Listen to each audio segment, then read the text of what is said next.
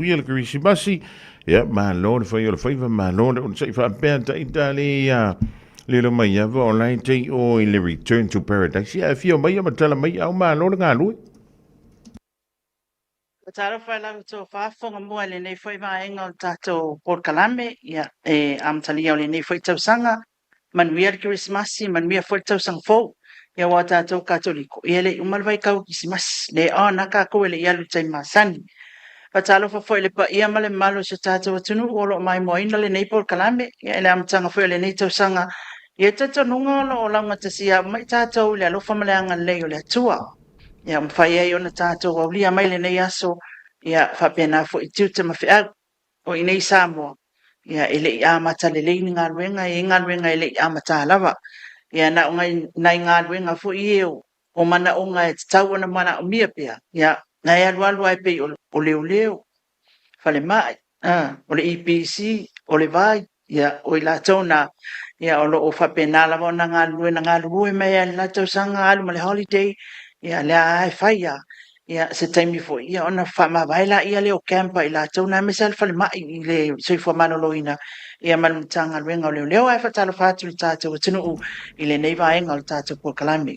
tanto te tau faifa malo le mai ava malo le on sai ia malo fo i le tauantai o le am te mai tauantu fo i le to te leo le manu le tunu le anga ia tuina fa mai ola o timwa ele i u mari ki o fo wi ele ko u mau ko ki mo ngari di wa alu a toana nafi o timu le o mai al taimi nei la tin na o sina masele a foi lele ma ulu ele fa pe o matua uma le timu pe o sulu fo le la le ai ona mai ana nafi ya al mana po le o mai tai o nei ya ai e mana ia manai savili malu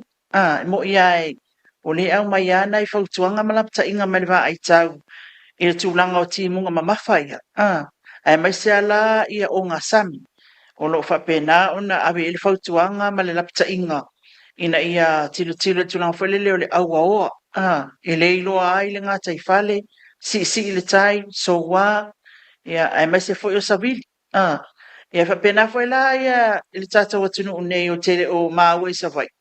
ai o le o polu lava ia le timu mai ana le la le ai timu o le tūlanga mana ia whonga mua ia mātou o le mālua i o le ea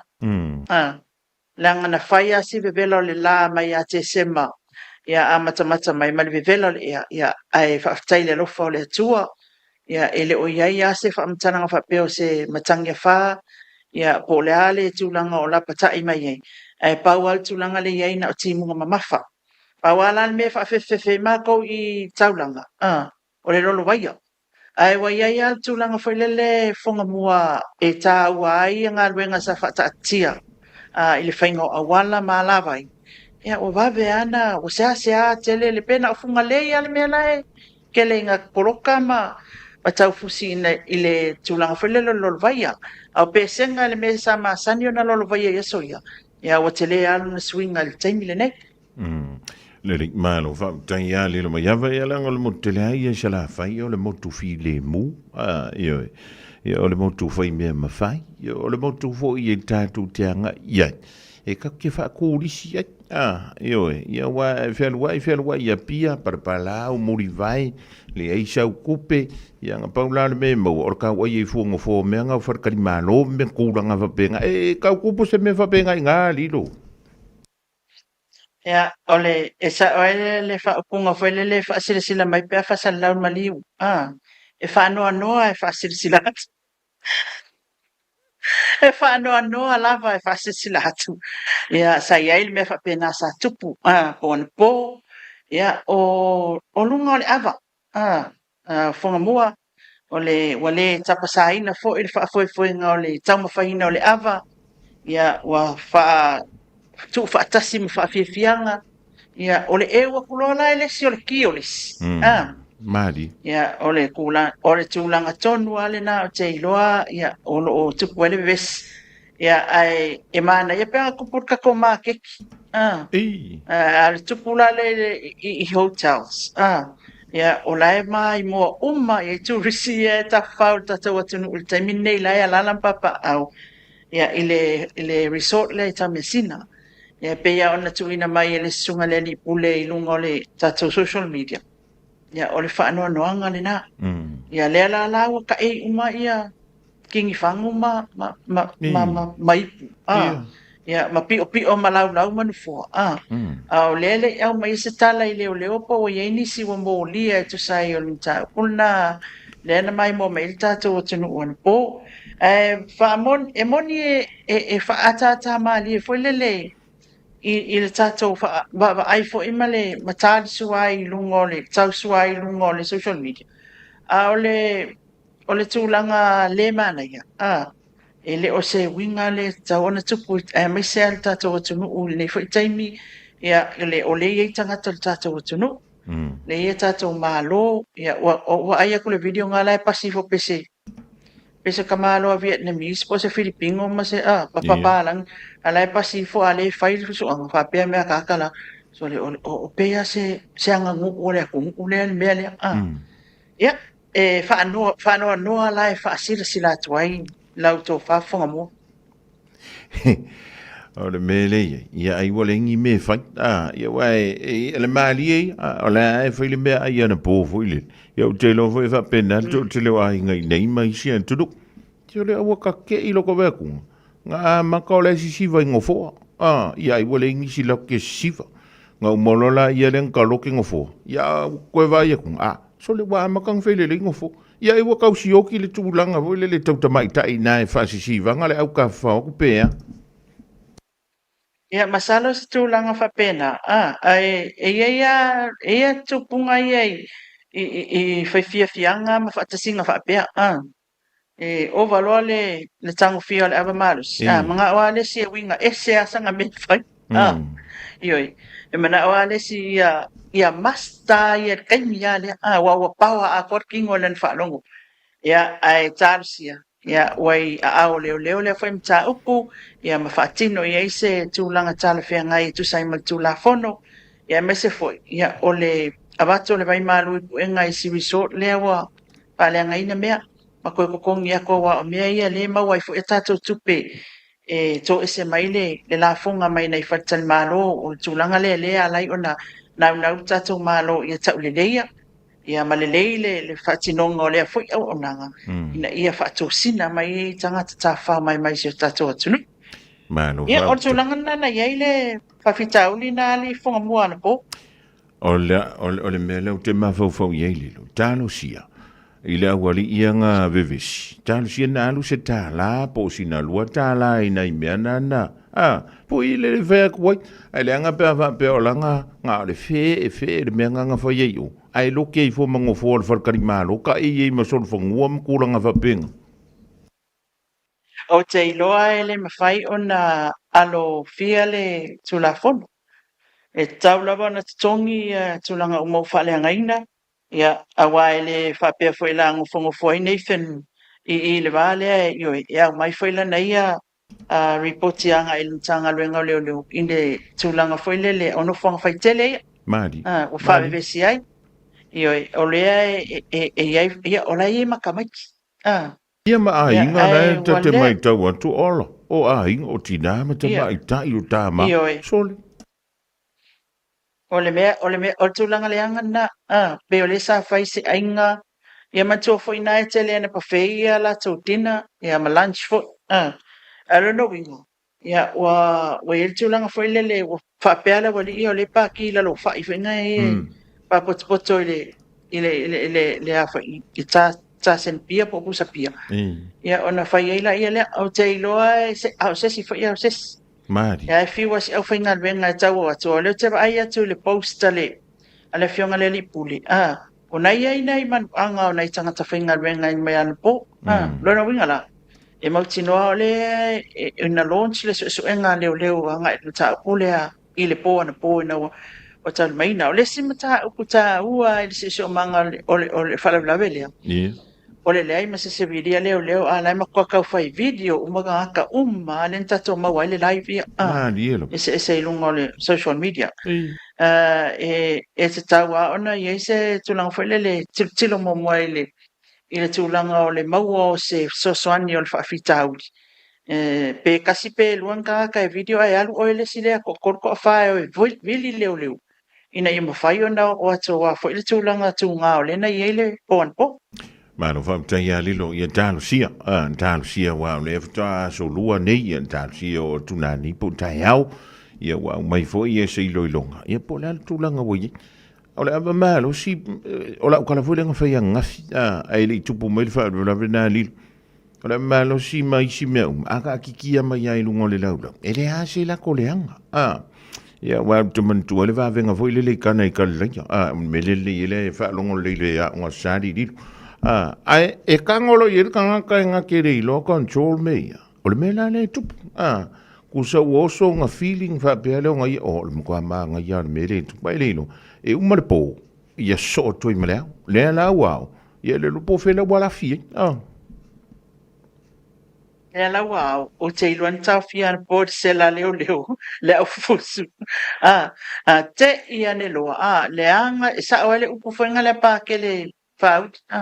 se mai maue ar sala mo pe anga mo mai maue me anga sala mo pe anga mo mai foi le i le tūlanga o le langa sa wa oi atia le ka sengi pia e le lokia ne ia se me episai inu foi le tangata me fai ona ia foi ina ia le ava malos e le ia se me o le skaka e fia le ia ia le singa nga lua ko lu fangua va la fia pa ia loke lo issues fo ie wa e si nunga tava ai loke lo mka upu fo ie wa ele te tawan tal no ina le taimi o le ava ia au so mai ele ka fia fo la les Amanga e lawa u fa peles e fia masta o le lo masta umame ia o e tu sai e la wa tala le ngafa ai le ai ma se la o e ku se ko o pe fangi fa la ve ai e o le folo ingole o le afo o le ko nga i o le folo ingole sua ma kwari lo a o kala ngoma mai choli e mo wala no mai au le lang e le fa se monka nga o kala ngoma choli sa o kala ngoma le silo matua lilo vai antu le fa funga anga le tu vai lau kala ngore ngi fo ngala ka wawang sa me kia o le aso ia esa oi foi le la unga archbishop ia nga fai e ale o mako ka nga pepelo vai la i nga kamasa e vai e kule pelo le si sa le si a i nga la ia foi le fa pele ia ole e ma wa twist tala fa mai ole Michael Karaoke or karaoke le na mafua ia o lono inga wa fia kama pese ringa le fia ko ila lo les kam pese na ia i le si foi tam pese ia ai failia me ma onga ali fonga mo tato tunu mai se ala ele to lilo se me tato tunu io pe fai mai o le kala le ko lua le misa i ele ka ngalu lunga o e live ele stanta ia vai lai ena po e mana ia mau le tatu soani tatu te loa i matau ai le anga fo i le isi tu ia wala mai mola langi ia matatu tiro tu fo i matatu e le stulanga leilea tulanga fonga mua ma lo fa talo sia wa to mua mala lilo mai ai fo tu ai mai ai ni mala ma se tai au fo ina ia o tu le vai tau o le masino February langa le masina na matou ia o le Valentine ma le la u fai sukalaki ia ma le au fai ki kusi ia e tau ana o tu le masina fo o tau fe o lolo mai le mele lilo wa le vana fi fa fonga le malu le tu o ani si mta upu o lo o lunga mala lo ele tanto tu e mai le nanto sang e o mai fo le ning sang mo le silfia manatu o lesa mantua fo ele ifa o mai na tapo kalame le ai na e alo te tau sima o le povi le konga le ki sa ngo mai e dilo o le povi le konga le no po fai ak se va ai ai o fo ia wi o te malonu ai na ele fa masino ngo fo ile na a whenga ma le au wa. Mali la Le na mali. mai el whai unga. Le na o ina leo te i elo o tau mana tu na ngata ele tapo kalami. Whapea tati tala noa i le asona. Ia awa le tusai fo i el fofuang. Ia me mea na tutuku. E o le tūlanga na le wa tai au mai fo i le whamani nonga il whamasinonga mawalunga po le Supreme Court. Ia e ala i le fionga i le whamasimisili o le tātou atunu. Le tūlanga fo i lea o e pei ona te ena i a whenga i a le polo inga le na tu ina tu e tau fia umai mata upuse ia a ilo le tūla fono le a fia ai mata uia. Mali. Ia ai te iwa o whapea mai e whenga o la tau e tu le peona saunoa, peona fitalai e to whamaururu. O la tau e tu le whaai unga le Lands and Titles Court. Peilai fōlinga mai. E le o amana ia le whaai unga mal polo inga na Supreme Court. Ia o le alana ia i rol tūlanga na mai e whamani inonga e le fionga e le whamsinisili. O le Supreme Law po o le whaavai o le tātou atunuu. Le olo whaatino ai ngā luenga le Supreme Court. Awa fo i e moni ia le tūlanga le whapea mai o whai unga Lands and Titles Court ua taatia. Po le whamasinonga whanoma swafa wa iai. Ai a fia loa le ai a taua a tangata mantuan tātale noa ai i le tūlanga lea. A fia loa le ai a taua tangata i lalo le whawai e pui e le whawai e tango mai la le whamasinonga mawalunga le tūlanga lea. Ia le lalau whamanino le mai ai e satiu i al tūlanga lea. Ina ia no fautai o le hierarchy of court. Po o le whaatulanga ina o whamasinonga i tonu tato atunu. E mawalunga le Court of Appeal o le whamasinonga apili. So le Supreme Court. Ia so subordinate courts le i al kako district court. Ia ma le kako special court. Le po tato whamasinonga lea o le whamasinonga o whanua maswafa lono winga e lunga la le tau mawhai e nei tula whono lea whongamua ina ia toi ave pea le malo si anga sa ia i le mea sa ia tula whono mua au le iwa ina le whamasinonga i ona vaenga lua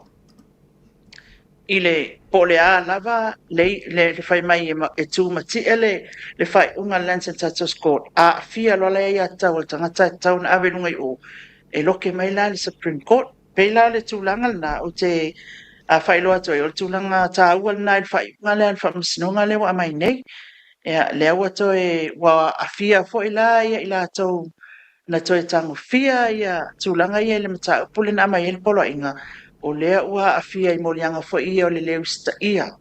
o le polo inga al whamasinonga po le content of court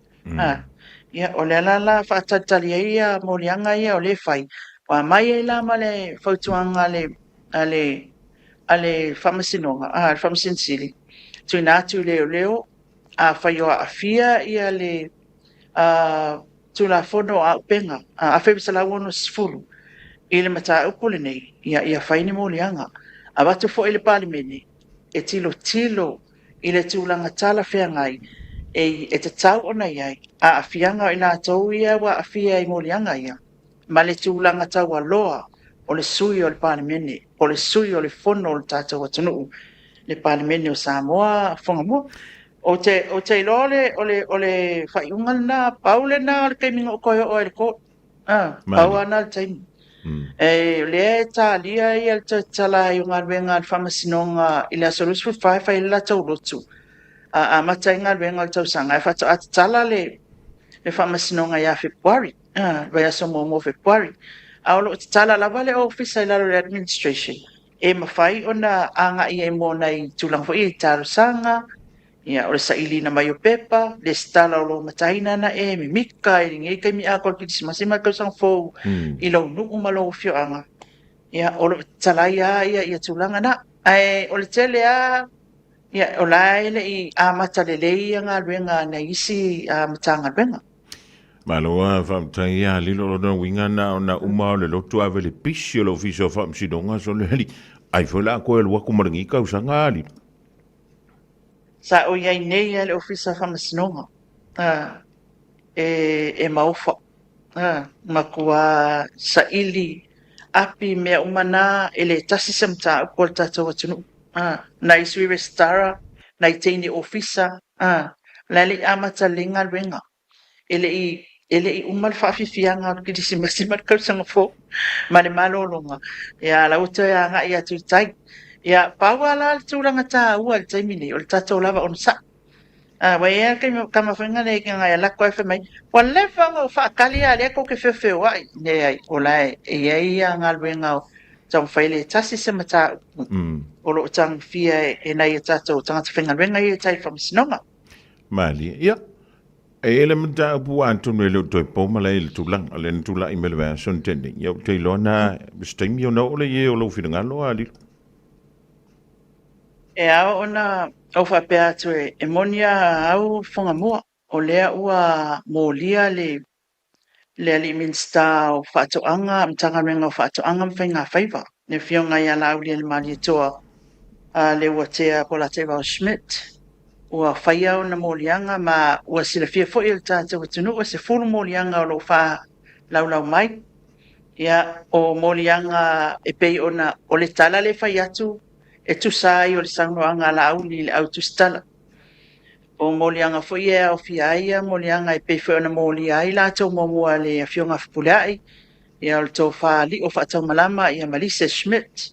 ia le fo I molia I fo I Samuel o na tolu o sivai o le tūlanga I molianga o le fionga le Liminster ia o le tamu whaile whai whatanunga ia li o e whaia le investigation ia po le suenga ia o le alawa tā lia le taimi tūla ia le fionga le Minster I le whamasinonga ai o ana nafi ia le sa fono ai le kapeneta ia ele iau maia se tūlanga aloa ia o se whamtananga me le fionga le tamaitai pāne mea tu sai o le tūlanga na whaine na o ia I le fontanga ia ai maua tala o le whaisa o nufonofo ia I lalo o le whale o le malo talia pe maua sina ava noa e maua isa tatou whaatanoanga e tu stala e mai whaisi maninonga o le tatou tunu ia peitai o lewa va ai atu o lewa au mai inisi o tala tusia pe o le tatou newspaper Samoa Observer ia o le nau whaatono le tamaitai pāle mia le fionga le Liminster ina ia step down ia mai lona tofinga Minster Kabineta ia a whaia le ai ia o le am whailoa ona watulana whaatonunga malos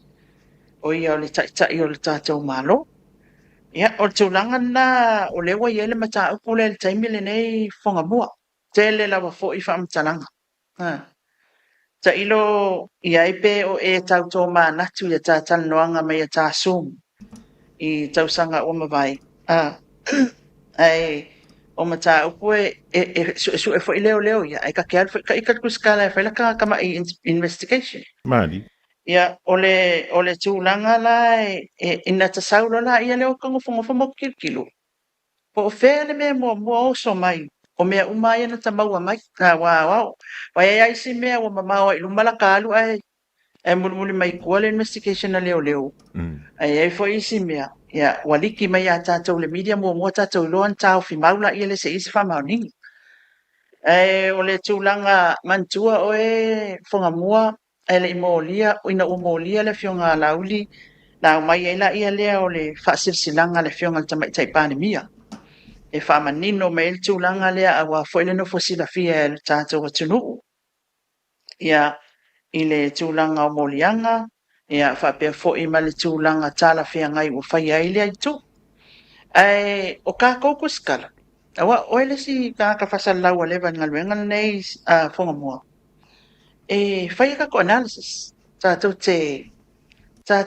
tilo le vai laina o mea umai au mai a tātou ma lea whamatalanga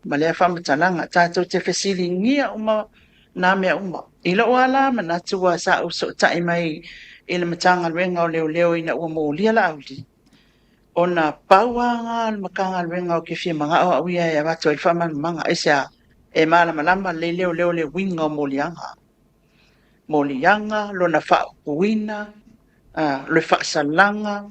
mea uma le background wa lai ona mōlia wa mautu le mau mea uma whapena e tā ua e whaanofo file mua ele atunu awana molia lo la audi ka kia le alu lunga social media ele itoi loa e istangata le va fe aloa Ma dilo. ile taimi na molia ila ele itoi loa ele itoi manatu ani polo watunu ulea o ia o le mea lea matou te finau ai o le tulafono malesi ia faia le mea miutoni o le mea e anganga ia le malo e matou te monuta'i ai fo au ia e matautia o ke le fia ki lo faia uia lo tu stala i la fonga na fai mai e la fo tatou malo ai o le tūlanga tāua e whataua matu mati i la tilo o se tustala o le pūlenga tu la fono na nga i mai le vaenga whaile u whatula i nei mamalo o la lato maualea o le pūlenga le tu la fono e li mata ita i nai mea uma ia sa iai foi fasili na utu ina mai le elena mla ina mea nei fonga mua Ma dilo. sa iai foi fasili na utu ina mai i le afionga i le komisina o matemi nei le Italia atua o fasili na utu ina mai ai pe o le ale tūlanga i le timing le taimi wa moli ai la uli mantua le tu salei alfa upunga le mai molianga ia a le fo e fa pe mai ai mantua oi a fika ku e pe wa ko e kausanga peto titi talu ona molia ia le isi vaenga mua a le fatu a molia ia le fionga le minsta ia e fesilingia le timing Ia. ele Italia atua e komisina ele i maua se whamtalanga komisina ai le taimi lena moli ai lio taimi lena moli ai lio sa o fesili ai le fionga le komisina ina ua o tala noa atu le tofalio ai whaali mei ali o le tūlanga le background o le molianga ia le lana o fesili alo le fionga le komisina fa matala le tala whiangai ona molia ma le fionga ia la uli le minsta o le safa ia le whaatonunga ia i le taimi alna Ia. ia ai whaapea mai le fionga le komisina ele se mea la molia ia le o ieni mak ia ele se mea whapena ia o le lau molia le taimi nei ua mawalunga le fasiringia i le taimi po le ale mea ua mafua nei taimi ia o le tūlanga fo le moe lo ka mawhawhau le sueina whangamua Ia. wai e ka kauanga maka ai i mea ua whape nei i le sueina o le whamatalanga ma le whamatalaina o le tūlanga tā ua le mafua ai na mōlia le taimi nei ia ma mōlianga ia ai o ele itani me le fionga le komisina o koe kali ai au i la usiti ia ai o laula ka ia o le tūlanga fo le lua e tasi ana mea o te manatu au ia i lo ulava tustala e ono ia i le tūlanga whapea wai o la le umio samta ua whai toi maua wha mau ngā leo e mawhai ia ona la tau toi mōli al tangata lua pea whai wasui la ia se whamatalanga mon mau ia na mōli le ia i tono le mta upu lea ia o le tūlanga na wai a se sila fo tasi tangata la tau fia e whalpui le taimil nei la custody lava whatatali e le whamasinonga na o le alilo Sam o le isi totoro ia o le wa watatala i tua ai o le tūlanga na se whangamua o mōlia le fionga le minsta o le foi wa abatu ele o file mo el tatou atunu o le veve si ele ka ke ai ko social media a tatou tilo fo ia ile tūlanga o fasisilanga le fionga tai palemia ia o an tatou savalia la tulafono tatou te loto mawalalo ama faatino ala tulafono ma tatou tali malu ale au i mea uma awa ia oene ai a tatou fo tai au nioi ai la tou ona fa na tupu ai tūlanga whapea i lunga i malu ia a tono nansi sila i tatou atunu tele ia whonga mua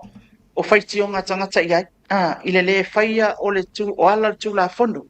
whaila le wanga i mai le whainga malo nei o lana lava na batau po o aia po au po oe o le miniska sui palemia po o le palemia e tupu ai faatino atu lafono e tatau ala o le savalia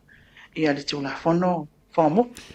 Malo fa ia pe ona mai tuina ile o toi pomala ile tulanga fo ile le I tala pe pe ona tu ina ne ilunga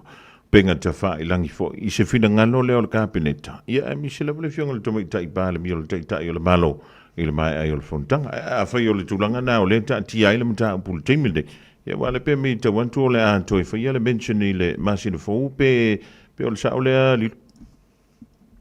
ia o le masina fou le a matainga luenga al whamasinoga. Ia o koe a mai lole o lisi foi nga ia ka masana tata le noai.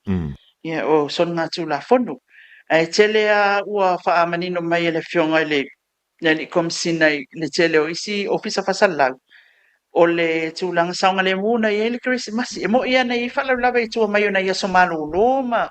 I taawale lawe vea ma tūlanga whapena. Au te ilo se Christmas I file mu mas tau sang fau file mu le tātou atunu. Le nei ai talo I nei o lona wingala.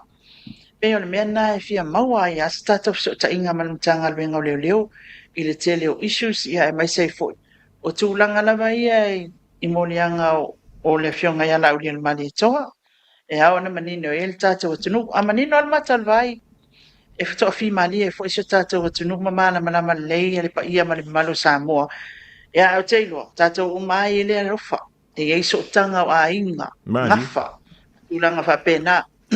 Ai a tātou whapolo fesa le whainga o tātou to whinga mangaluenga. I te tono o tātou atunu.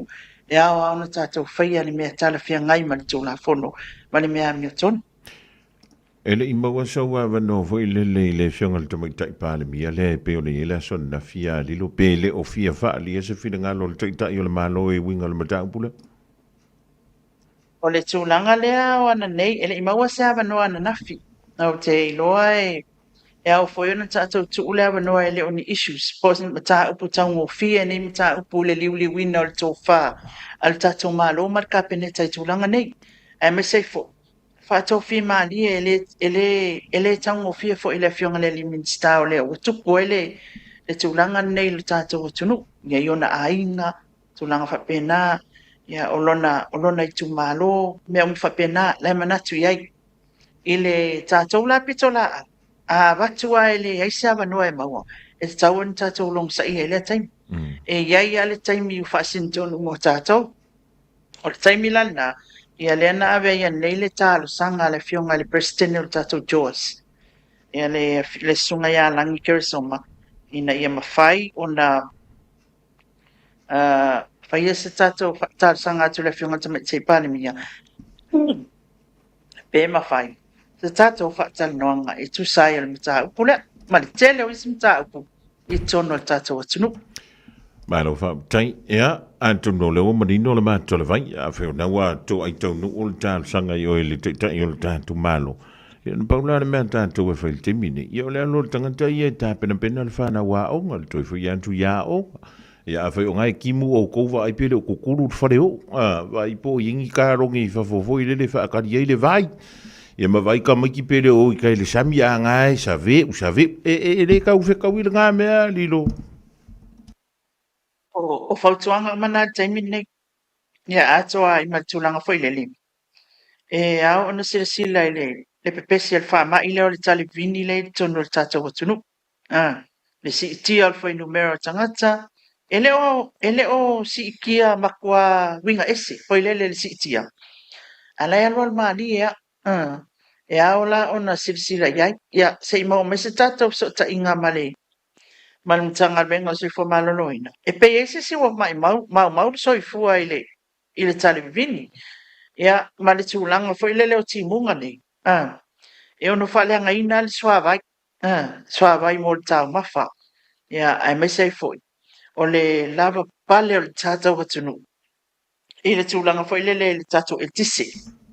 Tele ai na motu sia le tise taba ai atole e le whengo fie. Wa tele o tātou ainga. Whalang nango ai le pawa. Mea umma ki akule la au. Ki yang il pusa aisa, ki yang il TV, ki yang il toaster, yoi. Ki le mea whaiuru, o ai mea whaiuru. Ki le mea whainga le masingi, whainga le whakekeke koreng, ki ar pao. ia o le tulaga na masinita mea faamamago taga mea umana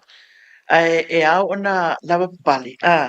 e lē taugofia foʻi galuega na galulue mea le latausaga ke vaai mai o lē fiafia e kisimasi ma tausaga fou alae alamū atu taavale le ipc alamū atu taavale le vai e o siaki o le tulaga i tatou aʻoga o te iloa e leʻi maua mai le taimi nei e tatou results o le o atu le mai suʻega o le tausaga uma vae ina ia mafai ona tatou talanoa ai tulaga lea le tatou atunuu po alu luma sia kako mea fa me mo se pele alu ai kua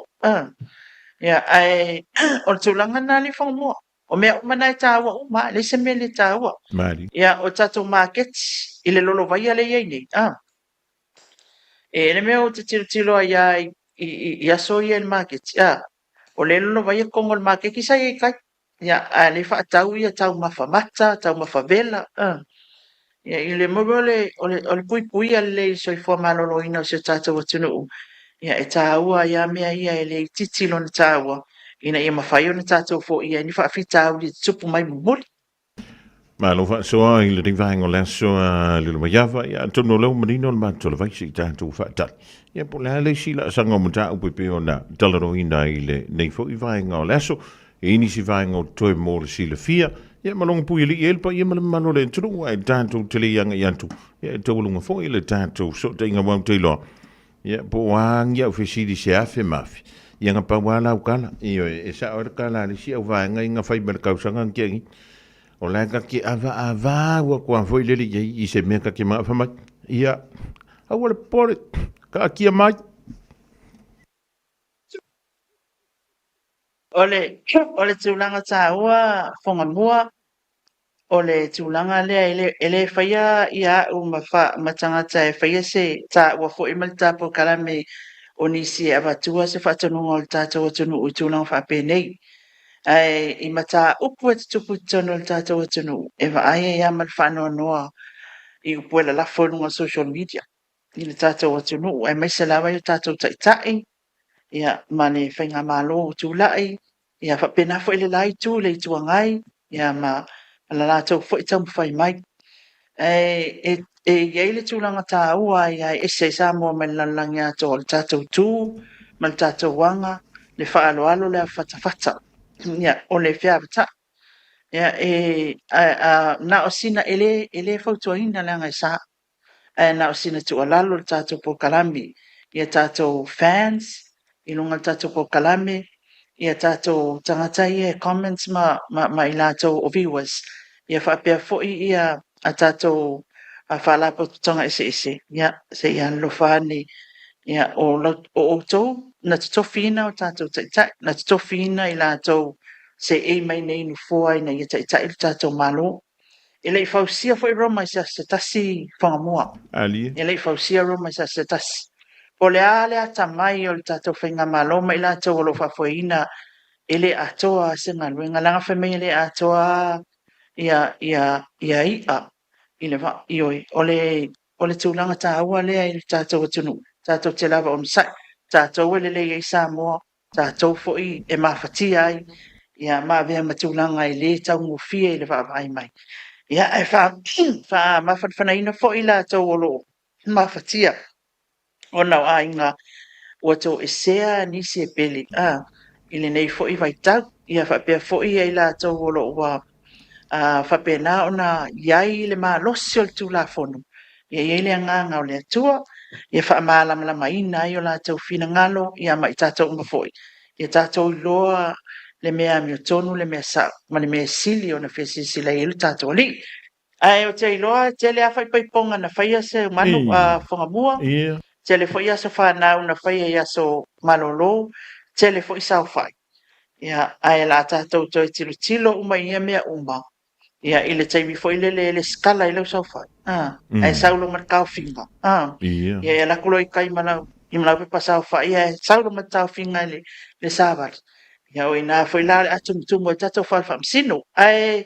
o te iloa pau ia o nahi mea ua mahua mai mo le tatou por karamil nei aso se ia mata leia tatou ngaluenga ia ai mai sei fo'i o le taloina o nisi o mta o polo whapena ona iai ia le tūlanga i tonu o le tātou atunu o le taiminei whangamua.